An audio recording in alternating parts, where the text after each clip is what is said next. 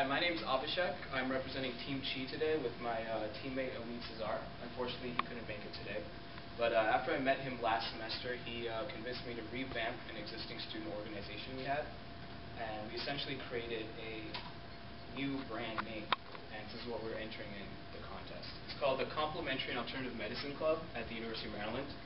And we created this right at the start of the semester, and we realized after we heard about this contest that our mission is actually very, very similar to what the contest is asking students to do.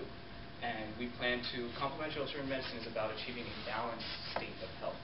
And we plan to do that by showing people which therapies in this field they can use on a daily basis to reduce stress in this hectic lifestyle. Our initiative has a special name. It's called The Shift. We want to shift people away from a modern lifestyle that looks like this. And I'm sure everyone in this room can relate to at least one thing in these bubbles. So for example, I woke up to an alarm clock this morning. I didn't roll out of bed. I had a little more energy than that. But a lot of us roll out of bed and reach for stimulants, central nervous system stimulants, that pump our body up with adrenaline, which create a temporary high, which allow us to do a lot of work and get things done. And then we have a low, and then we think about, an exam, and then we do it all over again.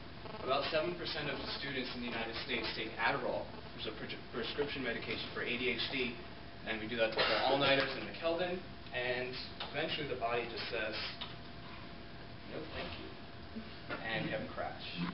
This is not an optimal lifestyle, and a lot of students are living this type of lifestyle, as we did learn about very recently. So we're going to take a permanent field trip here to a place called Paradise.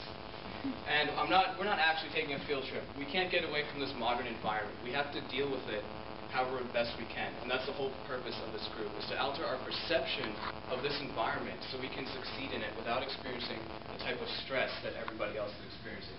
So something as simple as silent meditation, sitting down and doing absolutely nothing, is probably one of the best ways to really reduce cortisol levels that a lot of us suffer from being in chronic overdrive and having adrenaline all the time. I strongly believe that these therapies that are very simple, something like drinking green tea, eating ginger for breakfast, can achieve superior health and vitality in the student body. So that's our initiative, but this is what we've actually done. It's a big dream. But we're an SGA recognized group. We have 95 members on our Facebook group, which is a place where students post articles and really fun videos about anything. Some people post something about cancer or fibromyalgia, or just something that improves your focus. We have about 85 people on our listserv, and we created a website in March called camterps.com. We have about 750 views on the website, which really isn't that much. We haven't been using it as much as we should. We plan to use it a lot more next semester, but it's kind of a blog, and we post videos and articles, and we're all just trying to plant seeds in people's minds, seeds that can grow and that people can take away for the rest of their life. That wasn't still sad. So our primary means of achieving our mission is through education. Education happens through presentation. We have group meetings. We have this guy's a holistic health coach, Andres Meneses, and we share articles, we share videos, we share ideas that, again, allow people to think about them, and the ideas grow and people make small changes in their health. This is our yoga instructor, Lana Holland, who gave a free yoga workshop to about half a dozen students in Jimenez earlier in the semester. And as we'll talk about, we received funding to receive free yoga on a bigger scale next semester. The whole point is to engage students in dialogue so they can figure out what ideas they can take and apply to their own lifestyle to reform it so they can experience the paradise we talked about earlier. And in the end, we have inspiration, where it becomes mainstream to drink green tea, to sit down and meditate. For me to just stand here like this with my eyes closed to reduce stress. When that becomes mainstream, we have established our mission. So this is what happens at our meetings. We go to the terapeutic rooms, B and C, which we realize is a great way to screen videos, listen to peaceful music to encourage meditation. And we have a topic of the week and we discuss it. However, each meeting is actually not a meeting, it's a workshop. So we've had 8 workshops throughout the semester on various topics. So students may choose a topic. One student said, hey, I want to learn more about herbal medicines. We had an introduction to herbal medicine workshop. About half a dozen students showed up. We've had, in these 8 total workshops, we've had reached about 100 people so far, which we're trying to, our goal is to have about triple that and have about 30 people on average come to our meetings instead of about a dozen. Our most recent workshop was a binaural beat meditation. Does anybody know what binaural beats is? Well, it's these frequencies that you listen to, and they supposedly allow your brain to entrain to that frequency. And these frequencies may promote relaxed state of the brain, such as alpha wave rhythms, or an enhanced state of mental acuity. And at this hunger strike event, we had the meditation at the end, so we fasted and we thought about what the hunger felt like. We did that with the Food Recovery Network and Real Food UMD. So accomplishments, we've got a little bit of funding from the SGA, which allows us to have free yoga on a bi-weekly basis. We've doubled the size of our group, and we've had a lot of workshops. But most importantly, we've planted seeds in students' minds, and they can take steps to change their health every day.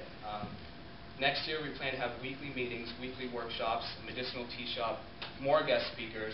And next Wednesday, you're all invited to come to our free yoga session on the rooftop garden and help us experience the shift in awareness to create permanent changes in your health. Thank you. All right, thank you. Yeah, we can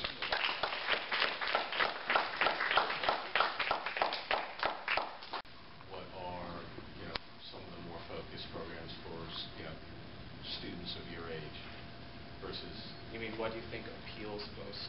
Yeah, and it was just such a broad category. It is. For me, I would say, okay, what are the sort of subsets that would appeal better to students? What are other organizations and other universities doing? What are their best practices?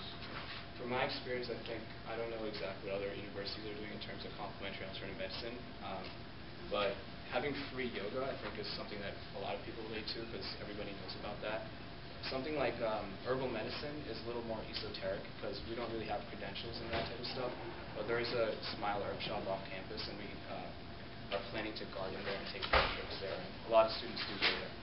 So we're trying to build a tea shop next semester to make that pretty mainstream that features medicinal herbs, things like schizandra berries, rhodiola rosea, things that people really haven't heard of. So that's the other thing, is that a lot of people just don't know about this kind of stuff.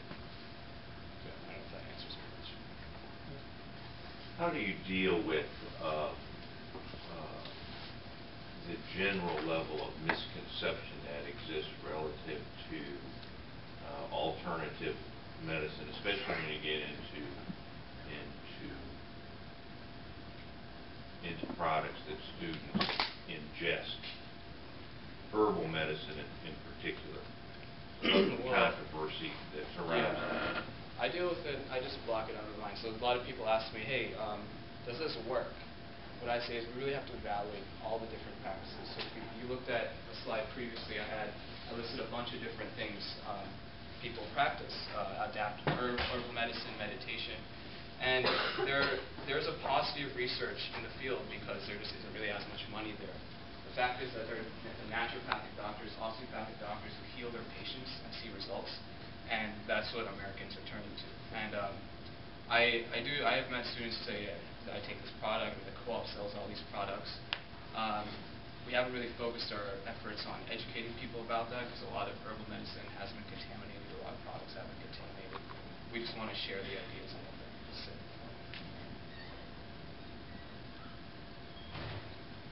All right, thank you so much, Team Chief.